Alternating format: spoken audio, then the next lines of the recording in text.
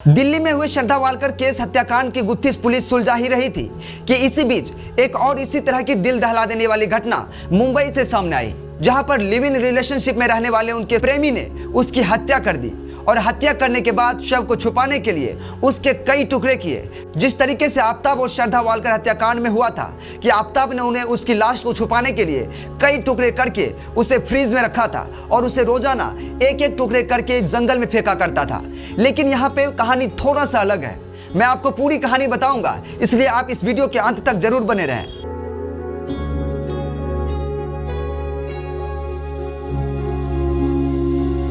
यह घटना भी श्रद्धा वालकर जैसा ही है। दोस्तों, मैं आपको बता दूं कि दोनों लिव इन रिलेशनशिप में काफी टाइम से रह रहे थे और ये मुंबई में रह रहे थे और जिस बिल्डिंग में रह रहे थे उस बिल्डिंग के 7वें मंजिल पे एक कमरा था जिसमें ये फ्लैट लेकर रह रहे थे।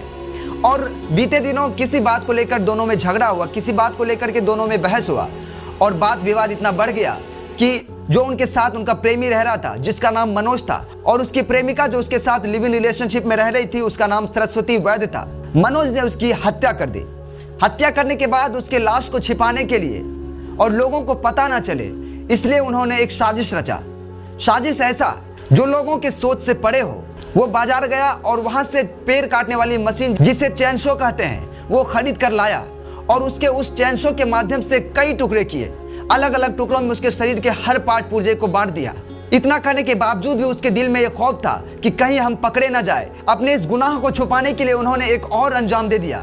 उसने इस लाश के कई टुकड़े किए। उस लाश के टुकड़े को रोजाना वो अपने कुकर में डालकर उसे उबाला करता था ताकि इसकी गंध ना हो और लोगों को पता ना चले और वो जेल की सलाखों के पीछे ना जाए और इस बात की किसी को भनक भी ना लगे। लेकिन कहते जो तकदीर में लिखा होता है वही होता है और इसके साथ भी कुछ ऐसा ही हुआ।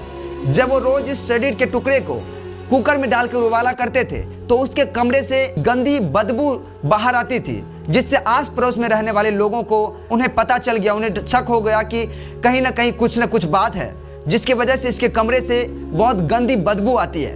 तो उसने उसे बताए बगैर, उससे पूछे बगैर, उससे जाने बगैर पुलिस में सूचना दिया कि इस कमरे से, मनोज के कमरे से कुछ गंदी बदबू आती है। जिसके बाद इस सूचना को पाते ही मुंबई पुलिस तुरंत एक्शन मोड में आई और वो उस बिल्डिंग में पहुंची जिस फ्लैट में वो रहते थे। वहां पर जाकर पुलिस ने दरवाजा खटखटाया और खटखटाने के बाद जब मनोज बाहर निकला तो पुलिस उसके घर में प्रवेश किया और छानबीन शुरू कर दिया, खोजबीन चालू कर दिया। जिसके बाद पाया कि उसके घर से काफ़ी बदबू आ रही थी और जब छानबीन जारी रखा तो कुछ देर बाद जो है कि उसे उस शरीर के, उस लाश के जो कई टुकड़े करके उन्होंने कुकर में डाला था और भी कई टुकड़े जो पड़े हुए थे वो पुलिस के हाथ लगे। जिसके बाद बताया जा रहा है कि उसे जो मनोज था जिसने यह हत्या को अंजाम दिया था उसे पकड़कर पुलिस गिरफ्तार कर ली और उसे जो है कि कानूनी कार्रवाई के लिए आगे भेज दिया। और वहीं जो शव मिला, जो टुकड़े शरीर के मिले, उसको लेकर के जो है कि पोस्टमार्टम के लिए ले जाया गया है और बताया ये भी जा रहा है कि वहाँ पे फॉरेंसिक टीम आई हुई है और जांच कर रही है। हालांकि इस बात का कोई खुलासा नहीं हुआ कि इस घटना को अंजाम क्यों दिया गया मनोज के द्वारा। उन्होंने भी अपनी जुबान नहीं खोली है, सिर्फ इतना बताया कि ये मैं हमारे साथ लिव इन रिलेशनशिप में रहती थी और किसी बात को लेकर झगड़ा हुआ और हमने उसकी हत्या कर दी। उसके बाद इस हत्या की साजिश को छुपाने के लिए हमने ये प्लान किया। अब उसे कानून अपने तरीके से लेकर पूछताछ कर रही है और उनके जो गुनाह है उन्हें सजा जरूर मिलेगी। वहीं पे पुलिस का कहना ये भी है दोस्तों, आपको बता दें कि पुलिस का ये कहना है कि ये हत्या को 3-4 दिन पहले अंजाम दिया गया है, यानी कि उसकी मर्डर, उनकी हत्या 3-4 दिन पहले कर दी गई है, जिससे उसके शव जो है, उसके शव के जो टुकड़े किए गए हैं उनमें थोड़ा सा बदलाव आ गया है, जिसको लेकर के पुलिस ये बात कह रही है। वही अब जांच के बाद ही पता चल पाएगा कि इस हत्या के पीछे की क्या साजिश है या कोई और ही मामला है या फिर किसी छोटी सी बात को लेकर दोनों में झगड़ा हुआ था। आपको बता दें कि जिस बिल्डिंग में, जिस फ्लैट में ये रह रहे थे उस फ्लैट को पूरी तरह से सील कर दिया गया प्रशासन के द्वारा।